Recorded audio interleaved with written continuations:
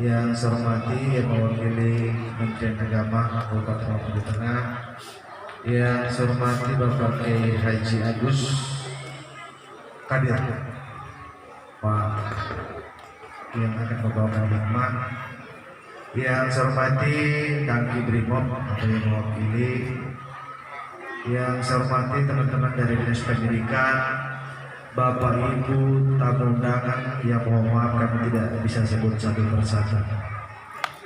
Alhamdulillah pagi ini kita semua sehat, sehingga paling kiranya kita selalu memanjatkan puji dan syukur kehadirat Allah Subhanahu wa taala. Bapak Ibu hadirin yang saya hormati, hari ini momentum memperingati Maulid dan khatam 30 juz kita dipertemukan di Pondok Pesantren Al-Biruni Karosa. Saya kira ini momentum silaturahmi, momen yang baik karena kita semua bisa dipertemukan, lalu kemudian bisa memberi satu dua informasi, termasuk pemangku kepentingan kami dengan teman-teman yang hadir di sini. Itu diberikan saran-saran kepada Bapak Ibu, termasuk pembicara yang pertama tadi. Yang pertama yang ingin saya sampaikan bahwa di Mamuju Tengah hanya satu sekolah pondok pesantren yang mendapatkan anggaran yang besar tahun 2022 ini, yaitu hanya Pondok Pesantren Al-Biruni saja, yang biayanya kurang lebih hampir 3 miliar biayanya. Oh iya, ada anggota DPR Provinsi Sulawesi Barat, Pak. Ya, berdiri dulu Pak. Siap. Nah, ya. Beliau juga hadir bersama dengan kita di sini. Syukur alhamdulillah. Makin banyak perhatian ke Karosa, makin banyak perhatian ke pondok pesantren, tentu biayanya akan lebih maksimal lagi. Bapak Ibu hadirin yang saya hormati, sekolah ini dibiayai oleh pemerintah daerah. Sekolah formal saja tidak ada di Mamuju Tengah ini yang dibiayai setahun itu sampai 3 miliar yang ada. Jadi memang rezekinya pondok pesantren ini. Mungkin doanya saudara-saudara kita di Karosa, doanya pondok pesantren ini, lalu kemudian mampu melengkapi syarat administrasinya sehingga dia terpilih yang bisa mendapatkan pembangunan. Ini luar biasa. Pembangunannya tinggal pondok pesantren ini bisa merawat pembangunan ini, menjaga bangunan ini agar kira-kira ke depan bisa bertahan dan bisa dipakai oleh santri-santri kita. Kemudian di Mamuju Tengah ini juga pondok-pondok pesantren itu memperlihatkan kemajuan yang luar biasa. Baru-baru ini kegiatan keagamaan yang dilakukan oleh Provinsi Sulawesi Barat, ternyata juara umumnya itu ada di Mamuju Tengah. Ada beberapa pondok pesantren yang ada di Mamuju Tengah ini yang mewakili Sulawesi Barat ke tingkat nasional. Ini luar biasa. Artinya apa? Kita tidak bisa menganggap bahwa pendidikan formal itu jauh lebih bagus dibanding dengan pendidikan pondok pesantren. Kalau dari Pulau Jawa sana Pak, malah pendidikan formal itu hampir tertinggal dengan pondok pesantren. Kenapa? Ilmunya yang umum didapat, ilmunya agama juga didapat. Sementara pendidikan formal, ya mungkin dia punya kemampuan untuk belajar bahasa Inggris, tapi dia tidak bisa bahasa Arab. Dia mungkin bisa belajar matematika dengan bagus, tapi bahasa Arabnya tidak ada. Tapi di pondok pesantren itu lengkap. Karena itu, Bapak Ibu sekalian yang ada di Kecamatan Karosa, ya, jangan segan-segan untuk menitipkan anaknya di pondok pesantren.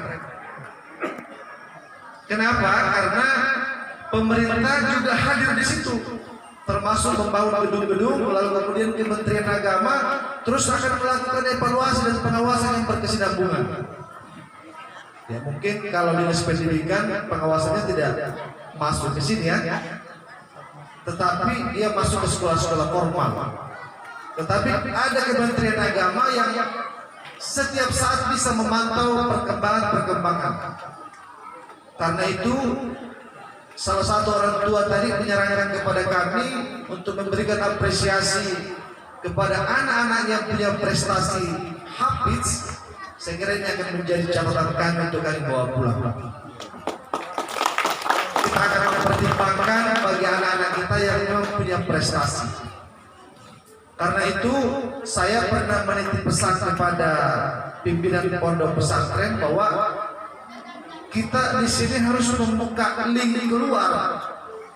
Kalau anak-anak kita sudah tamat setara SD, SMP, bahkan SMA, harus ada universitas yang bisa bekerja sama kita, bisa memberikan ruang yang besar dengan biaya kira-kira yang tidak begitu besar karena kita punya kemampuan. Kalau kita bicara Indonesia, masuk di Kairo, masuk di Mesir, masuk di Maroko. Cukup kalau kita di Mamuju Tengah ini lulusan kita bisa diterima di Jawa saja, agar mereka bisa mengupgrade ilmunya, lalu kemudian kembali ke daerah kita ini untuk memberikan pemahaman kepada kita semua tentang bagaimana pentingnya beragama. Apakah lagi dunia ini terus berputar? Manusia ini punya waktu, manusia ini punya masa. Hari ini kebetulan saja saya menjadi ketua DPRD orang Mamuju Tengah, tapi ada saatnya akan berhenti.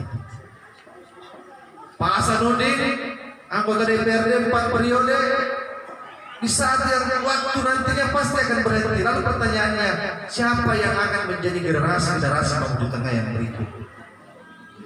Ini Bapak Ibu perlu dipersiapkan generasi kita, anak-anak kita. Kita sedikit punya pengalaman di 2015 kemarin. Pada saat Mamuju Tengah ini baru mekar, kita sulit untuk mencari ASN yang mau datang ke Mamuju Tengah untuk mengabdi. Susah. Di saat kita mengangkat ASN, kita diserbu dari luar. Kuota waktu itu hanya kurang lebih 300 yang diterima, yang mendaftar 15.000.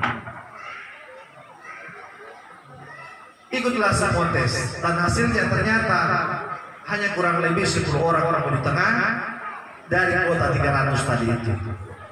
Artinya apa? Ketika ada lapangan kerja terbuka seperti itu, kalau kita diperhadapkan dengan orang-orang luar, kita kalah bersaing di kampung sendiri. Pada akhirnya lapangan kerja yang ada di daerah kita itu akan diisi oleh orang luar, dan kita sendiri menjadi penonton di kampung kita. Ini bahayanya kalau kita tidak mampu bersaing. Karena itu Bapak Ibu, terutama ibu-ibu, jangan anaknya tamat SMP, tamat SMA ada yang suka langsung dikasih kawin.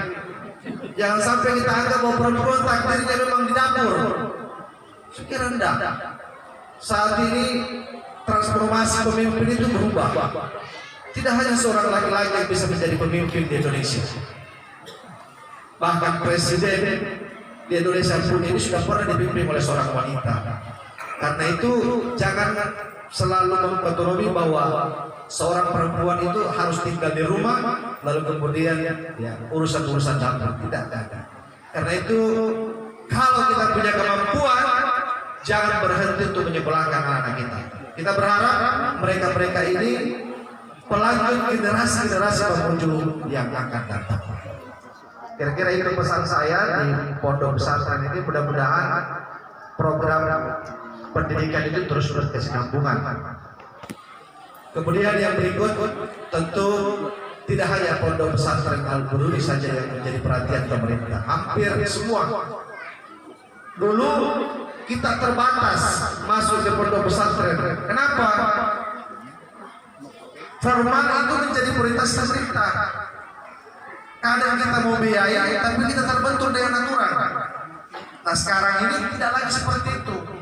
ruang-ruang bantuan pemerintah itu bisa masuk ke pondok-pondok pesantren, sehingga ya, tidak hanya Al-Biruni yang kita bantu, pondok pesantren lain yang ada di Bambu Tengah juga hadir pemerintah di situ untuk memberikan bantuan fasilitas sehingga nantinya bisa sama dengan pendidikan formal.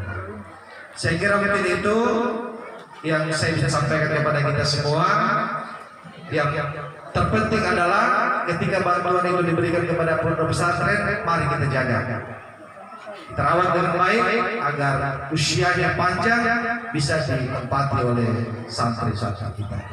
Saya kira demikian singkat yang saya bisa sampaikan kepada kita semua. Mohon maaf apabila ada kekurangan. Saya akhiri wallahu muwaffiq ila aqwamit thariq. Wassalamualaikum warahmatullahi wabarakatuh.